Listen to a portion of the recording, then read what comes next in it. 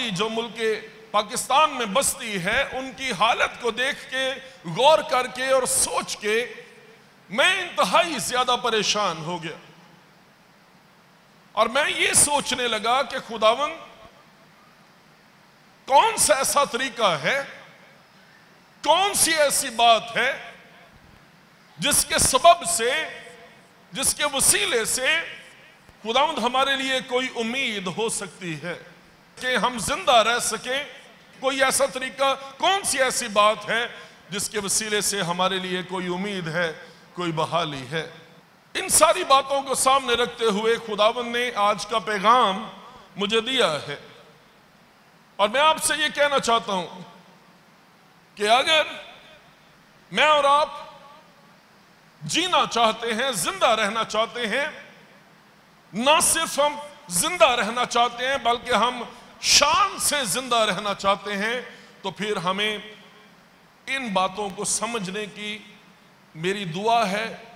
इस राज को खुदावंद हमें समझने के लिए तैयार कर दे। एलिया की जिंदगी मुश्किल तरीन दौर में खुदावंद की बरकत और उसके जलाल से भरी हुई जिंदगी है। अगर एक बात आप समझें, उसे नोट करें एलिया की जिंदगी में, तो वो ये है कि एलिया ने एक ऐसा फार्मूला निकाल लिया है। एलिया के पास एक ऐसा मुकाशफा है, एलिया के पास ऐसा राज है कि एलिया जमीन और उसकी चीजों को छोड़ के खुदा की बरकतों में शामिल हो गया है। और खुदा की बरकतें जो हैं उसने एलिया को इस मुश्किल तरीन दौर में ना सिर्फ खुद जिंदा रहने का फजल बख्शा है बल्कि भरपूर जिंदगी उसने गुजारी है।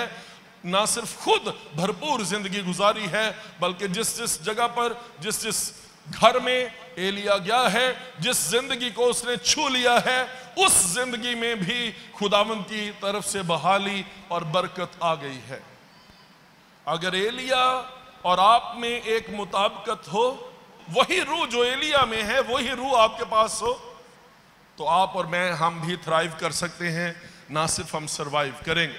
3.5 बरस तक काल है और इस काल के दौरान में खुदा ने एलिया को एक पैगाम दिया है।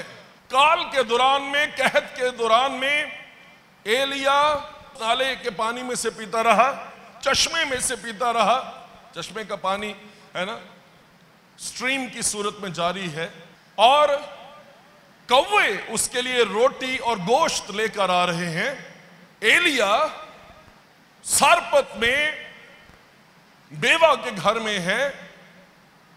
एलिया के वसीले से बेवा के घर में बरकत आ गई है और ना उसके मटके में आटे की कमी हुई है और ना ही उसकी कुपी में तेल कम हुआ है।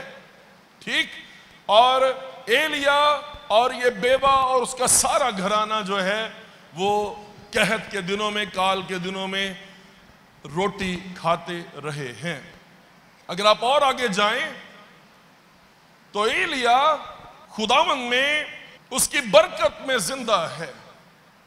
और ये बरकत इस हद तक एलिया के साथ है कि एलिया जमीन की आग का मोहताज नहीं है बल्कि एलिया ने दुआ की है, आसमान खुल गया है और आसमान से आग जो है वो बरसी है। आमतौर पे आग हम लगाते हैं, है ना, नीचे से आग ऊपर की तरफ जाती है, लेकिन ये आग जो है ये अजीब आग है जो आसमान से जमीन की तरफ आई है, ऊपर से नीचे की तरफ आई है।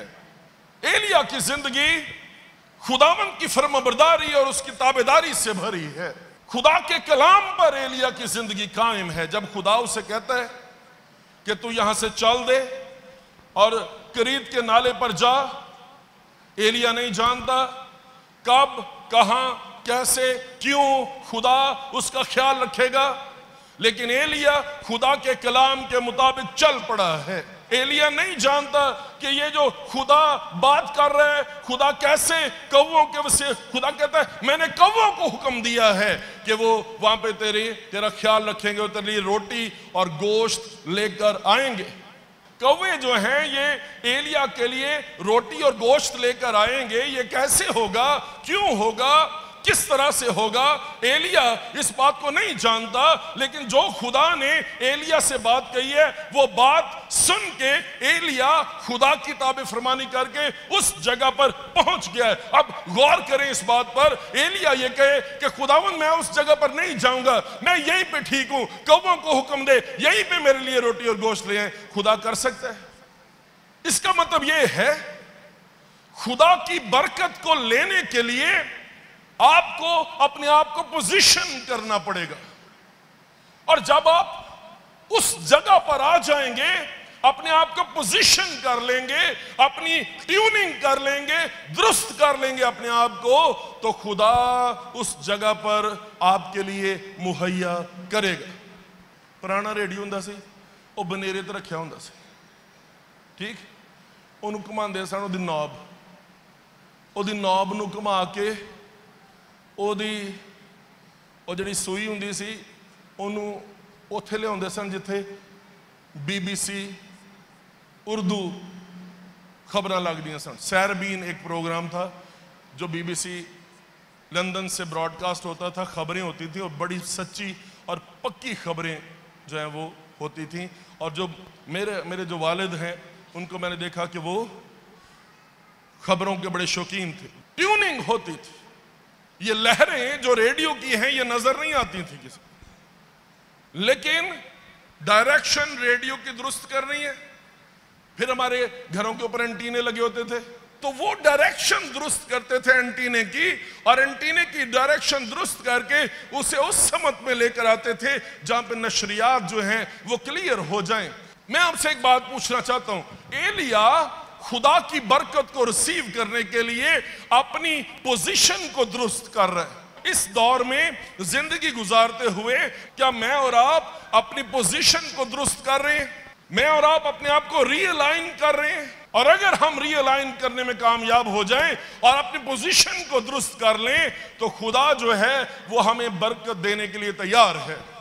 हमने पोजीशन कर लिया अपने आप को, और पोजीशन हमने क्या किया है कि हम महंगाई और परेशानी के तूफानों को देखकर, हम बेबरकती को देख के, हम कहत साली को देख के हमने अपने आप को खुदा से दूर कर लिया है, जहां से हमारी उम्मीद हो सकती है, जहां से हमारी जिंदगी को सस्टेन किया जा सकता है, जहां से हम बरकत पा सकते हैं। हमने उस जगह से अपने आप को दूर कर लिया है। बाइबल में लिखा है सब्बत के दिन अपने दस्तूर के मुताबिक वो इबादत खाने में गया। 16वीं आयत, चौथा बाब लूका की इंजील, जहां उसने परवरिश पाई थी, इसको हाईलाइट कर लें, वो अपने दस्तूर के मुआफिक सब्बत के दिन इबादत खाने में गया और पढ़ने को खड़ा हुआ। कैसी जबरदस्त बात, अपने दस्तूर के मुताबिक। इसका मतलब यह है खुदावंद यीशु मसीह हर सब्बत को, उसकी रवायत थी, उसका दस्तूर था, उसकी आदत थी, उसकी रूटीन थी कि वो इबादत खाने में जाता और जाके वो इबादत करता था। आपका दस्तूर क्या है? एलिया ने खुदा की बरकत को हासिल करने के लिए और जिंदा रहने के लिए अपनी पोजीशन को दुरुस्त कर लिया है। खुदा उसे कहता है करीत के नाले पर चला जा, वहां मैंने हुक्म दिया है तेरे लिए बरकतें आएंगी। और ये बरकतें जो है, गौर करें, खुदा उसे कहता है ये बरकतें नेचुरल होंगी, सुपर नेचुरल बरकतें होंगी। सुने ध्यान से, नेचुरल बरकत ये है, फितरी बरकत ये है, कुदरती बरकत ये है कि ये करीत के नाले में से पी रहा है, ये उसकी नेचुरल ब्लेसिंग है। सुपर नेचुरल ब्लेसिंग भी है, सुपरनेचुरल ब्लेसिंग उसकी जिंदगी में ये है कि कौवे उसके लिए रोटी और गोश्त लेकर आ रहे हैं। 2 वक्त की रोटी, सुबह भी आते हैं, शाम को भी आते हैं और उसको शेयर कर रहे हैं। सुपरनेचुरल है। जो जानवर छीनता है, वो जानवर अब उसे जो जिंदा रखने के लिए, वो परिंदा जो छीन कर खाता है, वो परिंदा जो है वो एलिया के लिए सस्टेनेबिलिटी का, उसे उसकी जिंदगी को कायम रखने का बायस बन गया है। सुपरनेचुरल ब्लेसिंग उस वक्त मिलेगी आपको जब आप खुदावन की मर्जी के मुताबिक उसकी जगह पर चले जाएंगे, उसकी बात को मानेंगे, उसके कलाम को किताब फरमानी करेंगे, उसके कलाम को ओबे करेंगे। खुदा आपको बरकत देना शुरू कर देगा। कोई शख्स आपकी रोटी और आपके गोश्त को रोक नहीं सकेगा, आपकी सुपरनेचुरल ब्लेसिंग्स को रोक नहीं सकेगा, क्योंकि आपने एक काम किया है कि आपने अपनी आंखों को अखीब से हटा के वो जो इस सारी कायनात का खुदा है, जो सुपरनेचुरल खुदा है, एलिया की तरह आपने उस खुदा के साथ अपने दिल को लगा लिया। अखीब दे पुठे का मानो वेख के एलिया ने क्या, तेरे काम पुठे ने, लेकिन एक ऐसा खुदा है, मैं कैसी ताकत नूं जानना, मैं कैसी हस्ती नूं जानना जिहदे नाल मैनूं जुड़न दी जरूरत है। और मेरी उम्मीद वैसे बाय द वे तेरे तो मेरी कोई उम्मीद नहीं, मेरी उम्मीद उस खुदा तो में। आमीन। और मैं आपसे ये कहना चाहता हूं, अपनी उम्मीदें हटा लें, अपनी उम्मीदें जो है फर्क कर लें। आप जिंदा रहेंगे, आप बच जाएंगे, आप अपनी पूरी जिंदगी जिएंगे। लेकिन अगर आपकी उम्मीद का जिंदा खुदा है, आप कायम रहेंगे, आप जिंदा रहेंगे। आमीन।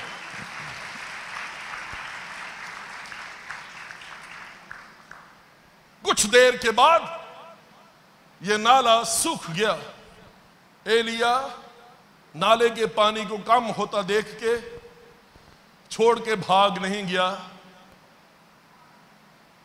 खुदावंद का कलाम बाद में नाजिल हुआ, नाला पहले सूख गया है। नाला सूख गया है।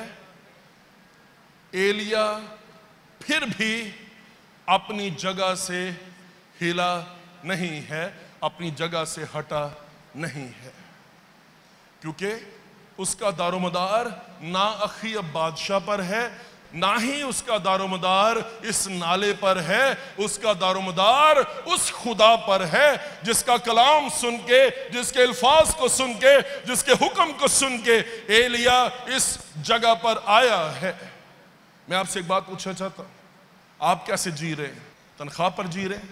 तनख्वाह खत्म हो सकती है। आपकी जिंदगी तनख्वाह पर नहीं है, आपकी जिंदगी खुदा पर है। बाइबल को पढ़ें। खुदा ने एलिया से कहा, यहां से चल दे और सैदा के सारपत को चला जा, और वहां मैंने एक बेवा को हुक्म दिया है। पहले हम ये सीख रहे हैं कि हमने पोजीशन करना है अपने आप को, और मैंने वहां पे एक बेवा को हुक्म दिया है कि वो तेरी परवरिश करे। सो एलिया अब खुदा के कलाम को सुन के सैदा के सारपत की तरफ चल पड़ा है, और वहां पे उसने एक बेवा को देखा है जो लकड़ियां, एक बार फिर से देखें, उसकी बरकतों को लेने के लिए एलिया ने एक बार फिर से अपने आप को रीपोजिशन किया है, और खुदावंद के कलाम और उसकी मर्जी के मुताबिक एलिया रीपोजिशन करके बेवा के घर में चला गया है। पहला सलातीन 18वां बाब। बाल के 400 नबी, एक तरफ एलिया अकेला है और दरमियान में लोग हैं, और लोग अनडिसाइडेड हैं। लोग हो सकते लाखों की तादाद में हों, लेकिन लोग फैसला करने के लायक नहीं है, फैसला करने के काबिल ही नहीं हैं, क्योंकि एलिया ने उनको चैलेंज किया है और उन लोगों से कहने लगा, अगर बाल खुदा है, उसने कहा तुम कब तक 2 ख्यालों में डामाडोल रहोगे? अगर बाल खुदा है उसकी इबादत करो, लेकिन अगर खुदावंद खुदा है तो फिर उसकी इबादत करो। बाइबल में लिखा है, लोगों ने उसे एक हरफ जवाब ना दिया। लोग खड़े हैं, बाल और खुदा के दरमियान में, और एलिया उनको चैलेंज कर रहा है। बाल वो है जिसके हुजूर में ये अपने बेटों को नजर गुजरानते हैं, आग में जलाते हैं, ठीक है। और जब बच्चे पैदा होते थे, नौजादा बच्चे, तो बेटा जो होता था उसे लेके जाते थे बाल के सामने, और जो आग जल रही होती थी उसमें अपने बेटे को डाल देते थे, उसमें अपने बेटे को डाल देते थे। और जब आग की तपश की वजह से उस बच्चे का मुंह खुलता था तो ये कहते थे कि बाल ने ये कुर्बानी कबूल कर ली है और बाल इस कुर्बानी से खुश हुआ है। अब एलिया यहां पे खड़ा है, लोग दरमियान में हैं, एक तरफ झूठे नबी हैं, 850 नबी हैं, एक तरफ एलिया अकेला है, और एलिया इनको ये चैलेंज कर रहा है कि किसकी इबादत करोगे, वो जो तुम्हारे बेटों की कुर्बानी लेता है, या उसकी इबादत करोगे जो अपना इकलौता बेटा तुम्हारे लिए देता है, किसकी इबादत करोगे। और आज मुझे और आपको फैसला करने की जरूरत है। बाइबल में लिखा है इन लोगों ने उसे एक हर्फ भी जवाब नहीं दिया। आपने फैसला करना है। एलिया ने एक चैलेंज यहां पे रख दिया है, और ये चैलेंज जो है वो ये है, उसने कहा अपने अपने लिए कुर्बानी चुन लो, ठीक, उसे लकड़ियों पर रख दो, लेकिन नीचे आग नहीं देनी, आग आसमान से आएगी, कुर्बानी आप इधर से उधर नहीं जानी। समझ आई कि नहीं आई? सुने, समझे इस बात को।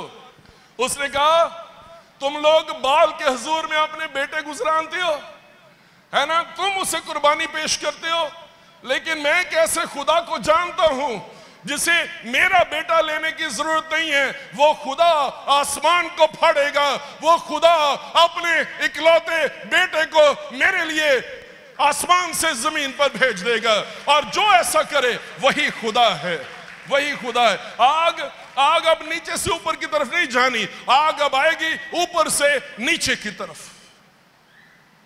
क्या लिखा है? दिन ढलने तक ये नाचते कूदते रहे। एलिया कहते ओ सुता है किते है ना, किसी गहरी सोच में है और तुम्हें जवाब नहीं दे रहा, कोई बात नहीं, है ना। इस बात को सुन के वो और ज्यादा अपने आप को निश्तरों से जख्मी करने लगे। जब उन्होंने लहूलुहान कर लिया अपने आप को, तो एलिया के बारे में लिखा है, उसने कहा खुदा मैं जमीन पर हूं, तू आसमान में है, और अगर खुदावंद तू ही खुदा है तो आज इन लोगों के दिलों को फेर दे, और खुदावंद ये लोग जान जाएं कि मैं ही तेरा नबी हूं और तू ही खुदा है, मैं ही तेरा बंदा हूं। आमीन। 30वीं आयत, तब एलिया ने सब लोगों से कहा मेरे नजदीक आ जाओ। चुनाचे लोग उसके नजदीक आ गए।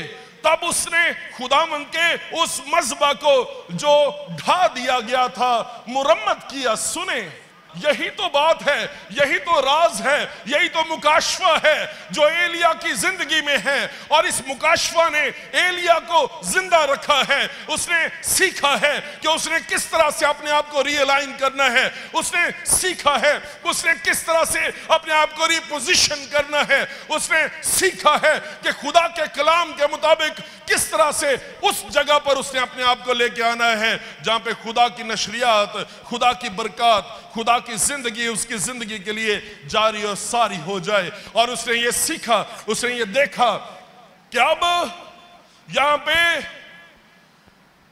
ये मज़बा जो ढा दिया गया है, इस मज़बे की पोजीशन दोबारा से ठीक करने की जरूरत है।